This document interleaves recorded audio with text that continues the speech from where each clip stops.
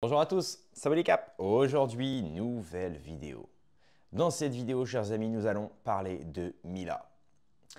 Mila, elle avait fait parler d'elle il y a quelques années. Souvenez-vous, quand elle avait dit sur une vidéo Instagram à l'époque, où elle avait dit plus ou moins que après être sortie en ville et s'être fait agresser par deux personnes d'origine arabe et d'origine musulmane, de confession musulmane, elle a dit dans une vidéo voilà, que globalement, elle déféquait sur l'islam, quoi, globalement. Donc c'est une réaction, je veux dire, normale pour une adolescente émotionnelle qui vit une agression par des gens qui crient Wallah. Bon, bah forcément, quand t'es gamin, tu amalgames facilement. Tu amalgames facilement. C'est un peu comme quand tu te fais voler ton goûter par un gitan, tu en veux à tous les gitans de la terre, mais tous les gitans ne te volent pas ton goûter. Il y a des gitans très sympathiques. Donc, évidemment, suite à ça, elle avait fait du plateau télé, elle avait fait un petit peu la tournée des médias, dans lequel elle s'était pas forcément excusée, hein. Mais à l'époque, c'était vraiment, c'était un peu une ennemie. Elle était vue comme une ennemie. Et aujourd'hui, l'islamophobie est autorisée en France. D'ailleurs, on a même des gens, hein, finalement, aux plus hautes sphères du pouvoir en France, qui s'appelle par exemple Bruno Retailleau, euh, qui légitime l'islamophobie, ou même Gabriel Attal, par exemple. Donc évidemment, entre-temps, Mila est devenue une fervente représentante finalement de l'islamophobie dans le sens où, comme aujourd'hui on te fait croire que l'islam c'est l'ennemi de la France, bah, une personne qui est hostile à l'islam c'est forcément une personne qui est du bon côté de la France. C'est complètement ridicule. Bon après, on pourra creuser le sujet un petit peu plus sérieusement, on l'a déjà fait dans d'autres vidéos. Là, le but c'est pas de parler d'islam forcément. Là, pourquoi elle fait reparler d'elle? Parce qu'évidemment, entre-temps, vous savez, elle avait aussi fait le buzz avec, elle avait été présente pendant une cérémonie à laquelle Zemmour l'avait conviée, où elle avait fait une petite chanson. Elle a aussi fait polémique parce qu'à un moment, elle vendait des culottes aussi, elle vendait ses culottes sales sur Instagram. Voilà, parce qu'elle estimait que la demande du client devait être assouvie. Bon, chacun son délire, hein, je ne juge pas. Chacun son business, hein. Qui sait, peut-être qu'un jour, moi, je ferai tailler mon sexe en pièces de chocolat et que je le vendrai, hein, je sais pas, chez Lindt. Je ferai un partenariat avec Lindt, peut-être, hein, qui sait. Si à la demande, après tout, si des femmes sont à la demande, écoutez, non, ouais, je plaisante bien évidemment. Mais voilà. Et donc aujourd'hui, Mila, je commence la vidéo enfin. Euh, Mila a fait parler d'elle, pourquoi? Parce que récemment, elle était sortie avec un type qui avait fait aussi polémique, puisqu'il était un peu dans la même ligne idéologique que elle, hein, finalement. Et, euh, et en fait, il est mort, ce type-là. Il est mort. Alors, justement, on se demande de quoi il est mort, parce qu'il était comme très jeune, il avait la vingtaine, hein. Donc, quand tu meurs de la vingtaine, en général, c'est un peu. C'est louche. Et justement, on a quelques pistes, vous allez voir. Et donc, évidemment, Mila a donc officialisé la mort de son compagnon sur ses réseaux sociaux. On va voir évidemment ce qu'elle a dit. Il y a même un petit article du Figaro. D'ailleurs, c'est marrant parce que l'article du Figaro, ils ont mis Mila harcelée après avoir critiqué l'islam sur les réseaux sociaux, annonce la mort de son petit ami Arthur. Tu vois, ils disent pas Mila, phare de l'islamophobie, ou alors, tu vois, comme si en fait, critiquer l'islam en disant qu'elle défèque sur le Coran, parce que c'est comme ce qu'elle a dit, hein. C'est-à-dire c'est pas une savante athée qui fait une critique honnête de l'islam, qui dit bon bah voilà, l'islam n'est pas possible en Europe puisque ceci, puisque cela, ou alors c'est incohérent il est préférable de faire la hijra selon certains mouvements. Là, à la limite, bon, oh, à la limite, tu es un savant et tu fais une critique honnête de l'islam. Bon, ça va, tu vois. Mais là, elle a quand même dit qu'elle déféquait sur Allah, qu'elle déféquait sur le Coran. Enfin, je veux dire, c'est même pas une critique, ça. Pourquoi il y a du son, là? C'est quoi ce bordel, là? J'ai dit le mot islam, hein, il y a eu du son, hein, voilà. Bref. Donc, euh, donc là, c'est marrant. Mais tu vas arrêter? C'est pas possible. Cette vidéo se lance toute seule. Donc, c'est marrant parce que, par exemple, quand c'est mon cas, alors c'est pas pour parler de moi, hein, mais récemment, il y a eu un article sur moi de Conspiracy Watch. Et les premières lignes, et même il y a eu encore, pas récemment, un article de Made in Perpignan. Au lieu de mettre Kentra critique, harcelé après avoir critiqué, par exemple, le Talmud, et non pas le judaïsme, le Talmud, qui est un courant du judaïsme. Non, à la place, ils ont mis Kentra, qui est ce youtubeur condamné pour incitation à la haine, négationniste, antisémite. Et dans l'article, il n'y a aucune sentence de ma part, aucune phrase de ma part antisémite, négationniste ou quoi que ce soit. C'est des allusions parce que j'ai retweeté certaines choses qui laissent entendre que, ou alors j'ai fait une photo avec Jérôme Bourbon qui laisse entendre que c'est marrant. Donc tes critiques de l'islam, le Figaro fait un article sur toi en disant que tu t'es fait harceler parce que tu as osé critiquer l'islam. Et par contre, quand tu émets une simple critique d'un courant minime qu'est le Talmud, et qui représente d'ailleurs 1% de la population française, parce qu'il y a 1% de la population française sont des juifs. Et parmi ces 1%, tous ne sont pas talmudistes, donc c'est peut-être 1% d'1%. Et là, non, on te dit antisémite, négationniste, mangeur d'enfants, croque-mitaine, tout ce que tu veux. Hein. Je suis pote avec Michael Myers, hein, si on les entend eux. Non mais je te jure, je te jure, je te jure. Donc, moi et ma paille éco-friendly, nous allons nous renseigner sur cet article. Donc c'est par Emma Ferrand. Emma Ferrand, je retiens ton nom. Oh, mais je tiens à le dire. Alors, la jeune femme de 21 ans a fait part de la triste nouvelle à ses 58 000 abonnés sur Instagram. Bon, moi j'en ai 74 000 sur YouTube. Après, c'est pas un concours. Hein. Bon, sur Insta, j'en ai pas beaucoup. J'en ai que 1000 malheureusement. Donc abonnez-vous, chers amis. Sans évoquer les raisons du décès de son compagnon. Eh bien, moi je sais. Moi je sais. Enfin, en tout cas, sur Twitter, on a des pistes. Il faut savoir que le type de Mila, c'était un mec qui était dans le milieu de la muscu. Il était assez massif. Il tendrait à dire et à penser que ce type-là se dopait. Parce que pour son jeune âge, mourir à son jeune âge, avec un physique pareil, en étant aussi ouvert au monde de la muscu, au monde des produits, je ne connais pas les termes, mais il y a anabolisant, stéroïdisant, enfin bref, je ne connais pas tous les termes, excusez-moi les go muscu. Moi, c'est plus la boxe, vous voyez. Bien que le dopage existe aussi en boxe. Donc évidemment, la piste, ce serait qu'en fait, il s'est tellement chargé, parce qu'il faut comprendre que quand tu te charges en muscu, bon déjà tes yucks deviennent des raisins secs, parce qu'évidemment tu produis, en fait c'est des produits qui visent à prendre toute la testostérone et tout ce que tu produis dans tes couilles, qui visent à te la mettre dans ta force. Enfin, bref, je suis désolé je ne suis pas un grand spécialiste, mais en gros, voilà, c'est pour ça que tous les mecs qui se dopent en général ont des couilles en raisin sec, parce que toute la testostérone qu'ils produisent par leurs couilles leur servent justement dans leur performance. Et donc, elle est utilisée non plus dans la reproduction, mais elle est utilisée dans le fait de soulever des charges. Donc la force, enfin, tout ce qui va avec, tout ce qui sert pour faire grossir le muscle et avoir un physique volumineux. Voilà, globalement. Encore une fois, je suis désolé, il y aura peut-être des gens qui l'expliqueront mieux que moi, voilà. Mais je pense avoir résumé la chose. Pour ceux qui, en tout cas, qui sont vraiment inconnus dans ce domaine-là, voilà, vous avez à peu près les bases. Maintenant, c'est pas sûr qu'ils se dopaient, attention, hein, je dis pas qu'ils se dopaient, hein, parce que je veux pas qu'on m'attaque en procès pour... bon, enfin, lui, il m'attaquera pas parce qu'il est mort, c'est logique, mais peut-être que sa meuf ou je sais pas. Bref.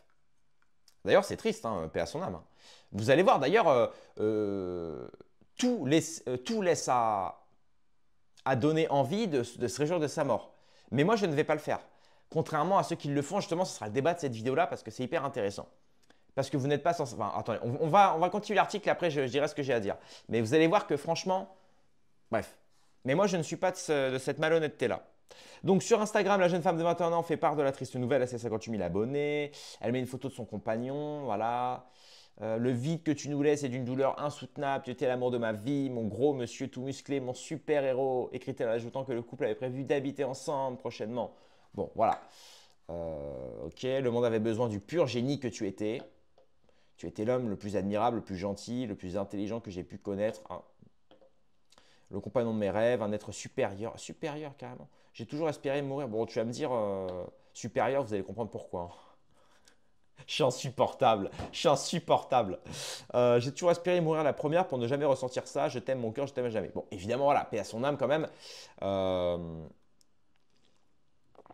Voilà, la raison du décès de son défunt compagnon n'a pas été précisée. Encore une fois, Le journaliste n'a pas fait le travail.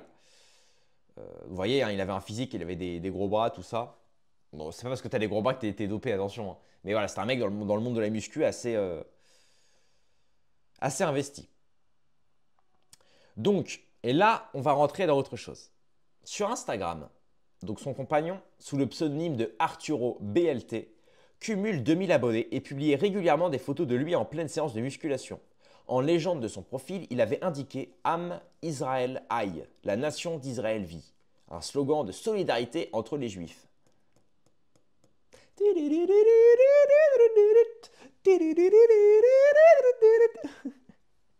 Bon, voilà, vous n'êtes pas sans savoir évidemment que ce type-là était un fervent sioniste.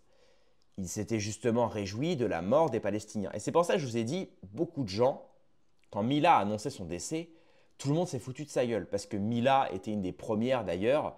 Souvenez-vous pendant la mort du petit Naël. Bien que Naël, c'est pas les mêmes circonstances de mort, évidemment. Là, pour le coup, il conduisait une voiture sans permis, etc. Enfin, il conduisait une voiture sans avoir le permis, alors que c'était une voiture assez... C'était une RS3, si je dis pas de bêtises, Audi RS3. Donc c'est pas le genre de voiture que tu conduis quand tu as 16 piges et que tu n'as pas le permis, tu vois. Bref. Et en gros, elle s'était réjouie de sa mort en disant « Cheh ». Et elle avait dit aussi, elle avait fait un jeu de mots. Vous savez, la pâte à tartiner Elmorgen, elle avait mis Elmorgen. Bon, la blague est marrante, hein. La blague est marrante, mais bon, dans le climat dans lequel c'était, notamment l'émeute qu'avait propagé le Canaël, c'était pas le meilleur truc à faire. Donc effectivement, elle cherche beaucoup. Mila, c'est quelqu'un qui cherche beaucoup. Et on sent qu'elle est encore elle est encore dans sa période un peu adolescente, besoin d'attention, œil pour œil, dent pour dent, quoi. Et donc là, effectivement, quand elle a annoncé sa mort, tout le monde s'est foutu de sa gueule en disant « Bah alors, tu te foutais de la gueule de la mort de Naël ?» Ou même une femme avait mis un tweet, elle avait dit que son grand-père était mort, je crois, et Mila avait répondu « Cheh ». Voilà. Donc bon. Cher en arabe, ça veut dire tant mieux, ça veut dire voilà, c'est un peu c'est l'équivalent de ça en français.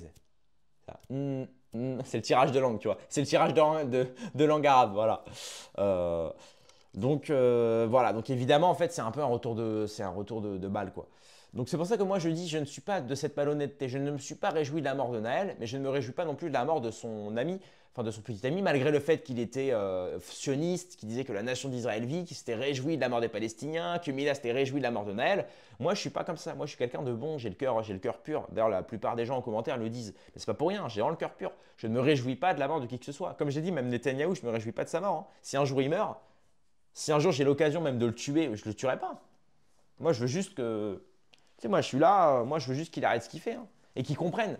Alors, c'est que comme ça, c'est ce que dit Platon. Platon, il dit justement, par exemple, pour l'éducation des enfants, il dit faut pas frapper les enfants quand ils font une erreur. Faut pas frapper les enfants quand ils font une bêtise. Il faut leur expliquer pourquoi c'est pas bien ce qu'ils font. Il faut qu'ils comprennent, en fait, pourquoi il ne faut pas qu'ils reproduisent ça. C'est comme le cas je l'avais déjà dit en vidéo, mais c'est comme les punitions à l'école. Réécrire 1000 fois quelque chose. Par exemple, tu fais une faute à un verbe, tu réécris le verbe 1000 fois. Bon, là, à la limite, ça peut servir parce que ça te sert à… C'est comme les poésies, les répéter des milliers de fois, ça te sert à les… Mais encore une fois, tu vas juste répéter la chose pour répéter la chose. Alors que si tu fais comprendre à la personne, par exemple, bah non, ce verbe-là, il se termine par exemple, le verbe tu, ça finit toujours par un S parce que c'est la règle. Voilà, le deuxième pronom du singulier, il y a toujours un S à tous les verbes, etc., etc. Il faut que tu comprennes la règle. Si tu répètes bêtement, que tu recopies qu'il y a un S à chaque fin de tu auras, il y a un S à la fin de tu auras, bah oui, mais ça se trouve, il va écrire tu devras, il écrira sans S. Parce qu'il n'a pas compris qu'en fait, c'était la règle des tu. Tu vois ce que je veux dire? Et c'est pareil pour les punitions, pour tout. Ça sert à rien de… C'est comme à l'école quand tu as ton téléphone en classe et qu'on te punit ton téléphone, ça sert à rien. L'élève, il comprend pas. Il comprend juste que la prochaine fois, il se fera pas gauler parce qu'il mettra le téléphone dans sa trousse. Tu vois? Ben non, il faut lui faire comprendre que tu mets pas ton téléphone en cours parce que par respect par le professeur, parce qu'il y a un cours. Puis pareil, le prof se remet peut-être en question. Alors, pourquoi l'élève sort son téléphone en plein cours? Parce que peut-être que ton cours est pas intéressant. Parce que peut-être que, tu vois, ou peut-être les lois de l'école ne sont pas assez strictes. Dans ce cas-là, ne pas autoriser les téléphones tout court en classe, etc. Mais nous, on prend toujours le problème à l'envers. Voilà. C'est non, à la place, on va frapper l'élève, on va frapper l'enfant, on va punir l'enfant, etc., etc. Bref, j'ai dérivé, mais tout ça pour dire, en revenant pour Netanyahou avec Israël, voilà, le but, c'est qu'ils comprennent pourquoi il fait le mal. De même que d'ailleurs, c'est la théorie que apparemment Hitler serait au paradis, hein. Parce que Hitler était persuadé, lui, en tant que personne, qu'il faisait le bien. Et s'il y avait des gens qui lui faisaient comprendre que ce qu'il fait, c'est pas forcément le bien, ou qu'il y a d'autres manières de le faire en tout cas. Voilà. Bref. Désolé pour les digressions, mais bon, je me fais plaisir. Je me fais plaisir. Attendez, il est 10 h du matin, je suis là, j'ai pas pris de café, je me fais plaisir. Rien à voir, hein, mais je me fais plaisir. Bref, donc l'affaire Mila avait éclaté en 2020. Voilà, où elle disait par rapport à l'islam, votre religion c'est de la MERDE, votre Dieu, je lui mets un doigt dans le trou dans le bas-le-trou. Voilà, donc c'était pas très intelligent, mais bon, elle avait 16 ans. Donc 16 ans aussi, j'en ai dit des conneries à 16 ans. Encore une fois, moi ce qui m'a sauvé, c'est pas d'avoir été menacé de mort, parce que moi aussi j'étais comme ça. Moi, tous ceux qui me suivent, j'ai beaucoup de musulmans qui me suivent. Ça paraît fou pour ceux qui m'ont connu au tout début de ma chaîne YouTube, quand j'étais critique de l'islam. Et qu'est-ce qui m'a sauvé? C'est pas les gens qui m'ont insulté ou menacé de mort. J'en ai reçu quelques-unes, un peu moins depuis que je suis critique du sionisme. Mais c'est pas ça, c'est la culture qui m'a sauvé. C'est le fait de me renseigner, de lire un peu le Coran. C'est le fait de lire un petit peu même les religions, les livres religieux. C'est le fait d'aller même dans des pays islamiques. C'est le fait de me renseigner. Et c'est la culture qui m'a sauvé. D'écouter Égalité et Réconciliation. Tout ça, ça m'a donné un bagage culturel, un bagage un véritable savoir que j'ai pu ensuite décortiquer. Et maintenant, ça m'a donné une vision assez articulée, disons. Une vision du monde assez articulée qui me permet aujourd'hui de comprendre que non, effectivement, je n'ai aucun plaisir à tirer de critiquer l'islam bêtement. Si je suis critique de l'islam, je suis critique de certaines choses qui me déplaisent parce qu'elles sont incohérentes, etc. Ou parce qu'elles ne vont pas dans le sens de la morale ou de la logique. De même que je fais la même chose pour le christianisme ou pour le sionisme. Voilà. Et ça, c'est une vision honnête, c'est l'honnêteté, c'est l'honnête homme, comme disait Marc Aurèle. Alors que là, votre Dieu, je lui mets un doigt dans le trou de balle. Enfin, je veux dire, là, il n'y a rien de... On ne retiendra pas Mila pour ça, quoi, je veux dire. Hein. Ce ne sera pas écrit dans les livres 1000 ans après. Hein. Donc, voilà, voilà. Donc, pour rappel, voilà. Il avait mis donc le mec de Mila avait mis en description sur Instagram, Am Israël High. Il y avait le drapeau israélien. Voilà. Et donc voilà, elle avait mis ça, Mila en story Instagram, mon amour, tu es parti, blablabla. Voilà. Pour rappel, il y a 2 jours, elle avait mis par rapport à la mort de Werenoi. Le rappeur Werenoi est décédé à 31 ans, il est mort de... Apparemment, il serait mort de diabète d'ailleurs, ça c'est horrible. Il n'était pas au courant, je crois qu'il avait le diabète. Enfin, apparemment, c'est pas sûr. Hein. Et elle avait mis, voilà, elle a mis, mais c'est qui MDR? Avec un smiley qui rigole. Donc tu vois, en fait, c'est pour vous dire à quel point cette fille-là, malheureusement, elle est pénétrée par la haine. C'est-à-dire qu'il y a un type qui est mort, elle ne sait même pas qui c'est, mais comme le mec est noir et qu'il est musulman, bah, elle se fout de sa gueule. Tu vois. Alors que demain, un grand chanteur blanc, même un chanteur pas forcément connu, hein, demain si c'est Renaud qui meurt, elle ne va pas mettre ça. Parce que Renaud, il est blanc, chrétien, tu vois. Donc c'est vraiment... Et dire qu'il faut faire société avec ces gens-là, quoi. Tu vois. Je me dis, je suis bien content d'être en Thaïlande, quoi. Je suis bien content d'être en Thaïlande. Voilà. Bref. C'est tout pour cette vidéo, chers amis. C'était le petit récapitulatif. La conclusion de cette vidéo, c'est, chers amis, ne vous moquez pas de la mort de ce type-là. Justement, on n'est pas comme elle. On n'est pas comme elle. C'est dur, hein. Moi, j'en connais hein, des gens, effectivement, qui m'envoient des messages des fois. Kentra, nanana, je te trouve trop gentil, trop truc. Oui, mais en fait, il faut arrêter tout ça. Il faut arrêter. Bon, moi, c'est mon côté bouddhiste hein, qui me tend vers ça. Mais même le côté même philosophique, le côté moral. On ne se réjouit pas de la mort de qui que ce soit. On n'est pas comme nos ennemis. Nous ne sommes pas comme nos ennemis. Souvenez-vous de ce que disait Marc Aurèle. Le meilleur moyen, la meilleure des défenses, c'est de ne pas ressembler à l'offenseur. Donc ne ressemblons pas à Mila, ne nous moquons pas justement de nos ennemis, de la mort de nos ennemis ou même de la tragédie de nos ennemis. Certainement pas. Certainement pas. Voilà. Rendez-vous dans quelques heures pour une prochaine vidéo. Paix et amour sur mes amis et mes ennemis et surtout sur mes ennemis.